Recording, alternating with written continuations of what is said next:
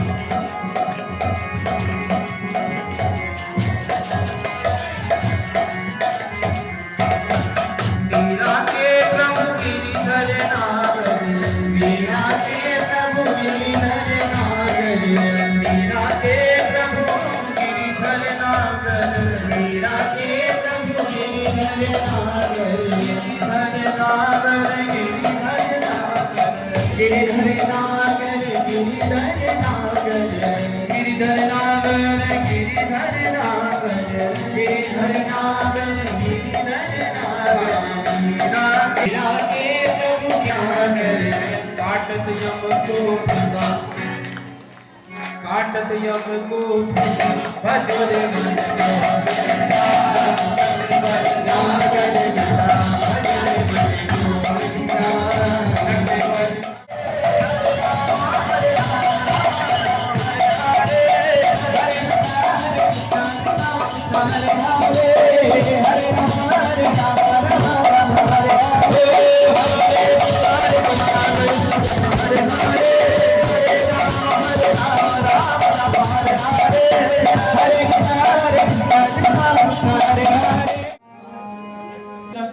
कृष्ण कृष्ण हरे हरे हरे हरे हरे राम हरे राम हरे राम हरे राम राम राम राम राम हरे हरे हरे हरे।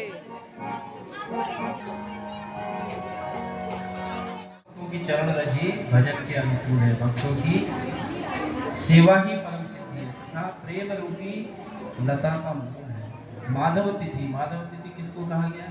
एकादशी को। एकादशी को माधव तिथि कहा गया। ये क्या है? भक्ति प्रदायिनी है, भक्ति देने वाली है। जो कोई भी इसको करेगा तो उसको भक्ति जरूर देगी। और इसके लिए क्या कह रहे हैं? कह रहे हैं कि इसलिए मैं यत्न पूर्वक इसका पालन करता हूँ। मैं श्री कृष्ण के धाम को ही आदर पूर्वक अपना निवास स्थान चुनता हूँ, क्योंकि हमारा वास्तविक निवास स्थान भगवान का धाम ही है। इसलिए आचार्य कह रहे हैं कि जो ये माधव तिथि है, एकादशी तिथि, इसका सभी जरूर पालन करें। यही भगवत धाम ले जाने वाली है, वास्तविक सुख को देने वाली यही माधव तिथि है। तो इसलिए ये कैसे मिलती है? शुद्ध भक्तों की चरण रज के आसन।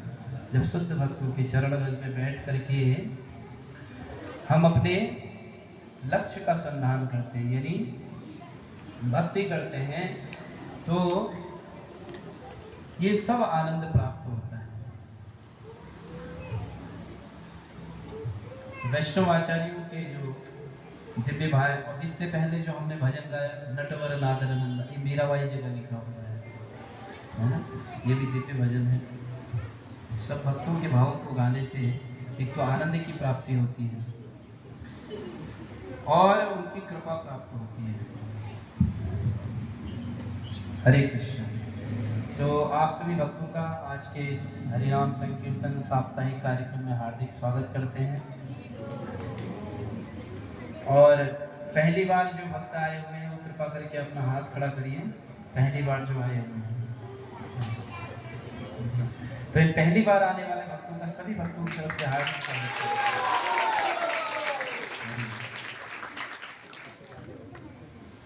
तो आज हमने भगवद गीता का चतुश्लोकी का टॉपिक हमने लिया है। भगवद गीता का जो सार है 4 श्लोकों में दिया गया है। इन 4 श्लोकों में ही संपूर्ण भगवद गीता है। तो इससे भगवान अपनी महिमा को बताते हुए भक्तों को और उन भक्तों पर मैं अपनी कृपा कैसे करता हूँ, ये सब जो है, और इसी के इर्द गिर्द पूरी भगवद गीता घूमती है। ये संक्षेप में है लेकिन सार पूरा बताया गया है सभी 18 अध्यायों में। और लेकिन इन 4 श्लोकों में मूल सार बता दिया कि क्या है, मैं कौन हूँ, मेरे भक्त कौन है और अपने भक्तों पर मैं कैसे कृपा करता हूँ। ये 3-4 चीजें ऐसी हैं जिसको पूरी भगवद गीता में बताया गया है। तो इससे पहला श्लोक है अहम सर्वस्य प्रभवो मत्तः सर्वं प्रवर्तते इति मत्वा भजन्ते मां बुधा भाव समन्वितम्। भगवान कह रहे हैं कि मैं समस्त आध्यात्मिक तथा भौतिक जगतों का कारण हूँ। प्रत्येक वस्तु मुझसे ही उद्भूत है। जो बुद्धिमान व्यक्ति भली भांति यह जानते हैं वे मेरी प्रेमा भक्ति में लग जाते हैं तथा हृदय से मेरी पूजा में तत्पर हो जाते हैं। तो यहाँ एक शब्द लिखा हुआ है बुद्धिमान। कौन बुद्धिमान है? बुद्धिमान कौन है? भगवान कह रहे हैं जो मेरी सेवा में लग जाता है, तत्पर हो जाता है, वो कौन है? बुद्धिमान। यहाँ पर धन कमाने वाले को बुद्धिमान बताया नहीं, भौतिक वैभव वाले को बुद्धिमान बताया नहीं। किसको बताया गया? जो भगवान की भक्ति करे। और ये कह कौन रहा है? कह रहे हैं कि अहम सर्वस्य प्रभो और मत्तः सर्वं प्रवर्तते। ये वो बोल रहे हैं, वो व्यक्तित्व बोल रहे हैं जो कह रहा है कि ये मेरी जो अहम सर्व बीज प्रदम पिता, मतलब सभी उद्गम स्थानों का जो स्रोत जो हूँ वो कौन है? मैं हूँ। भगवान कह रहे सब मुझसे उद्भूत होते हैं साथ। ये वो व्यक्ति मतलब बोल रहे हैं। तो वो कह रहे हैं कि प्रत्येक वस्तु मुझसे ही उद्भूत है और जो बुद्धिमान व्यक्ति जो भली भांति जानते हुए मेरी प्रेमा भक्ति में तत्पर हो जाते हैं। देखो भक्ति सब करते हैं, सब करते हैं कहने का अर्थ है कोई जो आरती घुमाता है घर में वो भी भक्ति है, और कोई थोड़ी देर बैठ करके चाहे कुछ भी करे, स्तोत्र पाठ करे, कोई कुछ भी नाम जाप करे या कुछ भी करे, आता भक्ति के अंतर है।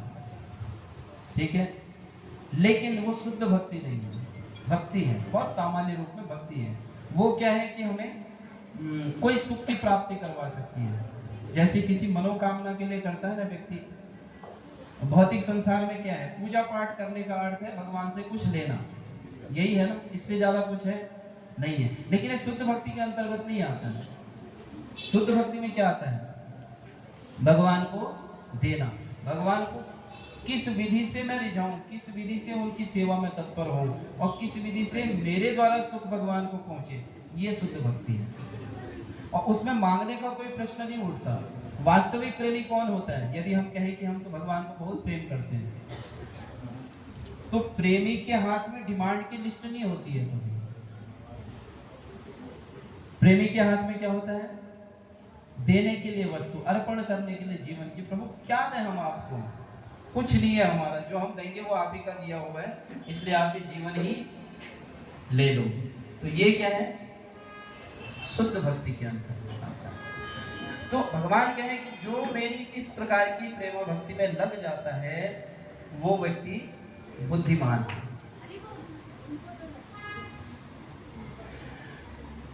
और अथर्ववेद में गोपाल तापनी उपनिषद में कहा गया है कि प्रारंभ में कृष्ण ने ब्रह्मा को वेदों का ज्ञान प्रदान किया और उन्होंने भूतकाल में वैदिक ज्ञान का प्रचार इसी का प्रचार किया। ब्रह्मा जी से हम सब उत्पत्ति हम सब की हुई है और ब्रह्मा जी को उत्पन्न करने वाले कौन है? इसलिए भगवान कह रहे हैं अहम बीज प्रदः पिता। बीजारोपण करने वाला कौन है? मैं हूं। चाहे कुछ भी है, आप देखिए आम की गुठली होती है ना, गुठली से तो पेड़ बनता है। वो गुठली कहां से आई? अभी जो आम का पेड़ है इससे पहले वाले पेड़ से आई। वो कहां से हुआ? वो उससे वाले पहले से पेड़ से हुआ। और उससे पहले मूल में कहां से आया? मूल में भगवान ने उपलब्ध किया सारी की सारी वस्तुएं। अब यहाँ सोचने वाली बात यह है कि हम समझते हैं कि हमने बहुत ज्यादा विकास कर लिया, बहुत ज्यादा विकास कर लिया। हमारे भारतवर्ष में 120 देसी गायों की नस्लें थी। कितनी? 120, 120। आज मात्र 80 रह गई है। अब कोई कहे कि ये जो 40 नस्लें जो खो गई, जो रही नहीं, खत्म हो गई, कोई साइंस इसको फिर से वही ब्रीड ला करके दिखा दे, पॉसिबल?